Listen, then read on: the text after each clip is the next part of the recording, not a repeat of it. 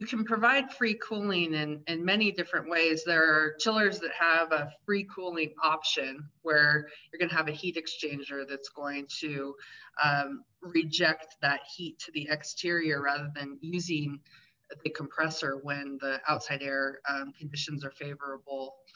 There's also, just using a dry cooler is another way that any economizer, I guess, is what I would think of as a free cooling. And so it could be an outside air economizer. That is absolutely still something that we see sometimes. If you're not enriching with CO2, you don't have concerns about, having contamination from another facility or even from your own facility, you could consider an economizer that's just a very simple air when, not to interrupt, I think I've seen an outside air economizer with air scrubbers, so they can still do modifications to the environment and the air inside, but not worry about getting contaminants.